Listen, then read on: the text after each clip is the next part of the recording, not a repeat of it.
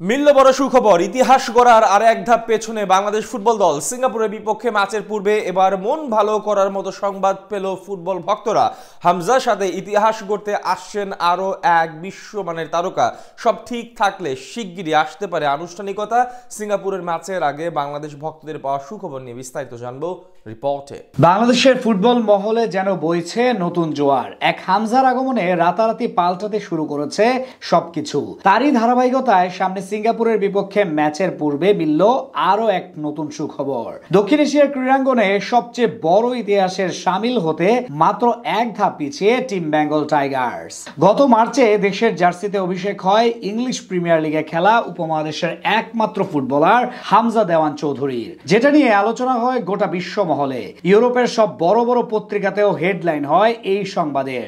এরপরই সারা পৃথিবীতে ছড়িয়ে থাকা বাংলাদেশের প্রবাসী ফুটবলাররা আগ্রহী হয়ে উঠেছেন বঙ্গোপারের ছোট্ট দেশটির প্রতিনিধিত্ব করার। এরই মাঝে বেশ কিছু তরুণ ফুটবলার ট্রায়াল দিতে বাংলাদেশে এসেছেন। তবে প্রবাসী ফুটবলারদের মধ্যে যাদের নিয়ে সবচেয়ে বেশি আলোচনা হচ্ছে তাদের মধ্যে বড় নাম সামিত সোমের। কানাডা জাতীয় দলের হয়ে দুটি আন্তর্জাতিক ম্যাচ খেলার অভিজ্ঞতা রয়েছে তার, যারা কিনা বাংলাদেশের চেয়ে র্যাঙ্কিং এ প্রায় 150 ধাপ এগিয়ে। এছাড়া কানাডার শীর্ষ লিগে খেলেন এই ফুটবলার। তার সংযোজন নিয়ে দীর্ঘদিন ধরে স্বপ্ন দেখছে এদেশের ভক্তরা।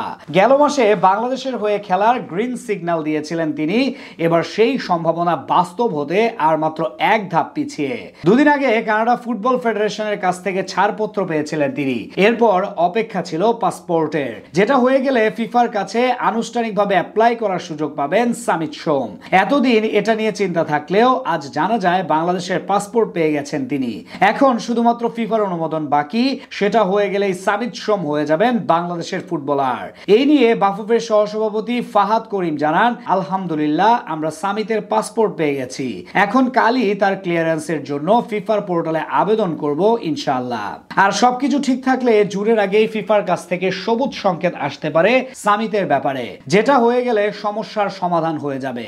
অর্থাৎ বাংলাদেশের হয়ে খেলার অনুমতি পেয়ে যাবেন তিনি, যেটা নিশ্চিতভাবে বড় সুখবর বাংলাদেশের ফুটবল ভক্তদের জন্য। হামজা চৌধুরীর সাথে তার জুটি দেখার জন্য তাই এখন থেকেই অধীর আগ্রহে ভক্তরা। সামিত সোম মূলত একজন সেন্টার মিডফিল্ডার। তার বল প্রেসিং দক্ষতা এবং গোল তৈরির সক্ষমতা অসাধারণ। কানাডার মতো দেশের বয়সভিত্তিক পর্যায় থেকে শুরু করে সকল পর্যায়ে খেলার অভিজ্ঞতা রয়েছে তার। তাই তিনি যোগ দিলে নতুন উদ্যম পাবে জাতীয় দলের মিডফিল্ড পজিশন। এর আগে জামাল ভুইয়া, তারিক কাজী কিংবা হামজারা এলেও তারা কেউ অন্য কোনো দেশের জাতীয় দলে খেলেননি। কিন্তু এদিক থেকে সবার চেয়ে এগিয়ে সামিত সোম দক্ষিণ এশিয়ার একমাত্র ফুটবলার হিসেবে দুই দেশের জাতীয় দলের হয়ে খেলার কীর্তি করতে যাচ্ছেন এই তারকা। এদিকে হামজা ও সামিতের সঙ্গে ইংলিশ দ্বিতীয় স্তরের ক্লাব সান্ডারল্যান্ড অনূর্ধ্ব 23 দলে খেলা কিউবা মিচেলকে আনার ব্যাপারেও কাজ শুরু করে দিয়েছে বাফুফে। জুনের আগে তাকে পেতে সব ধরনের কার্যক্রম চালাচ্ছে ফুটবল ফেডারেশন।